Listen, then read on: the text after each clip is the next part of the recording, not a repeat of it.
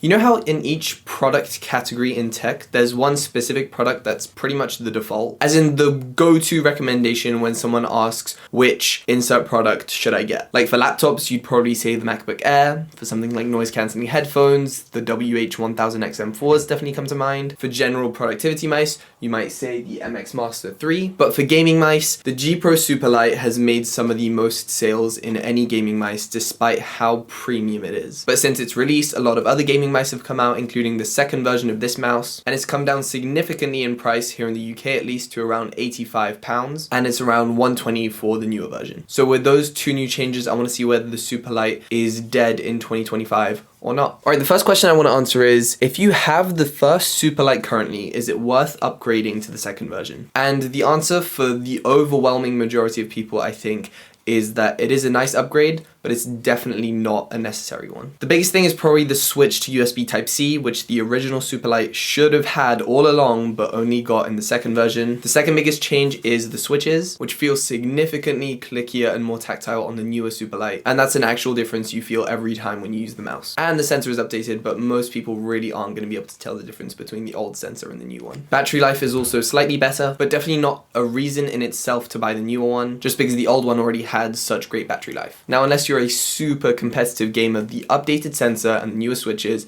might be enough to warrant you getting the new mouse. But as I said, most people really don't need it, especially if you're coming from the old Superlight. Now, if you're choosing between the two because you need a new mouse, if you can afford to dish out the $40, I would recommend the newest Superlight, and it really is just because of the high quality switches and the USB-C. I can imagine having a micro USB mouse in 2025 to be very annoying. Now, the switches on the regular Superlight are okay, they're nothing special. Now, to be fair, I've been using this specific mouse for the better part of the last 4 years, so it is definitely very heavily worn in. But the switches on the new one just feel a lot tighter and faster. Same with the scroll wheel that got updated with way more tactile steps. But yeah, as I said, a couple of nice changes in the newer Superlight, but definitely not necessary upgrades, especially if you have the older one. Now I want to compare the second gen Superlight to the absolute most flagship mice from Razer's range, which are the Viper V3 Pro and the Death Adder V3 Pro. So between the Viper V3 Pro and the Superlight, I honestly think the only actual tangible difference between the two mice is the shape. When it comes to the specs, to be honest, the two mice have become so similar at this point that judging based on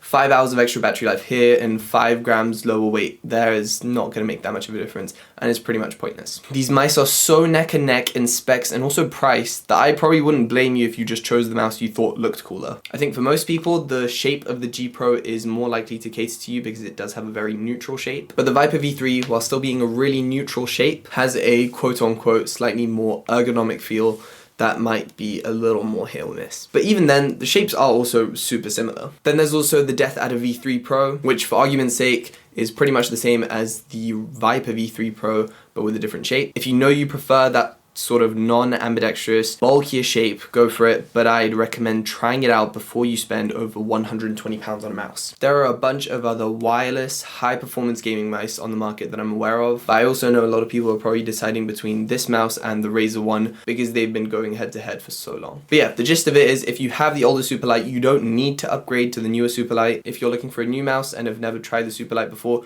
you could save some money by getting the older one, but the newer one is definitely going to be more convenient because of the USB-C and the nicer switches. So no, the Superlight is definitely not dead, and it's definitely still in conversation for the default spot in gaming mice. But at this point, it just has way more competition. Huge thanks for watching this video. Hope you enjoyed it, found it useful. Hit the subscribe button, drop a like, and I'll catch you guys in the next video.